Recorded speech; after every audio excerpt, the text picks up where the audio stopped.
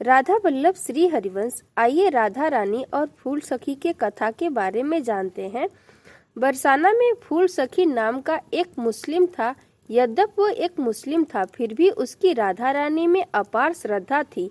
और तो और उसकी एक बेटी थी जिसका नाम उसने राधा रखा था।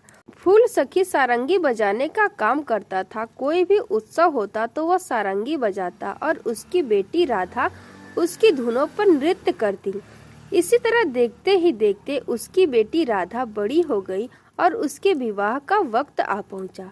राधा रानी की कृपा से उसने अपनी बेटी का विवाह बड़ी धूमधाम से किया, लेकिन अपनी बेटी के चले जाने के बाद वह निराश सा रहने लगा, क्योंकि वह राधा रानी के भजनों पर सारंगी बजाया करता और उसकी बेटी राधा नृत्य किया करती थी। इन्हीं सब से उसका जीवन गुजरा करता था। लेकिन अब नृत्य करने वाली राधा तो ससुराल चली गई थी, इसीलिए उसका सारंगी बजाने का मन भी नहीं करता था। एक दिन रात को पूर्णिमा के दिन वह बहुत ही निराश अवस्था में राधा रानी को याद करता रहा और कह रहा था, हे लाडली, अब तो तेरी धुन पर अब कौन नाचेगी।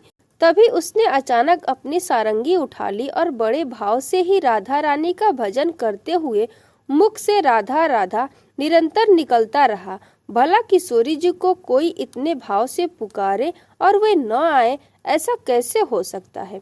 सखी सारंगी को बजाने लगा और वो उसी धुन में इतना डूब गया कि उसे कुछ भी याद न रहा। तभी लाडली जी के महल के कपाट खुलते हैं और उनमें से नेत्रों को अंधा कर देने वाली अपार उजाले की चमक दिखाई पड़ती है और उसी उजाले में से एक छोटी सी गौर वर्ण की कन्या आती है और फूल सखी की सारंगी की धुन पर नाचने लगती है। फूल सखी भी इतना मदहोश हो जाता है कि वह सारंगी बजाए और वह छोटी सी कन्या नाचती ही जाए। उसे कुछ भी होश न रहा और नाचते नाचते वह छोटी सी कन्या फूल सखी को एक महल की एक एक सीढ़ी चढ़ाती गई और फूल सखी भी एक एक करके वो सीढ़ियां चढ़ता ही गया।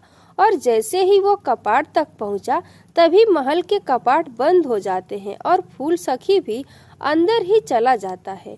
और फूल सखी कहाँ गया, आज तक किसी को मालूम न हुआ। भजन करते करते वह राधा रानी में ही विलीन हो गया। कहते हैं कि किसी संत को बरसाने की परिक्रमा में एक दिन वे फूल सखी दिखाई दिए। उन्होंने पूछा तो फूल सखी बोले, बाबा, अब मैं इस संसार के काम का नहीं हूँ। मुझे तो किशोरी जी ने कृपा करके अपने परिकर में शामिल कर लिया। और इतना कहकर वे झाड़ियों में कहीं चले गए। फिर किसी ने उन्हें कभी नहीं देखा।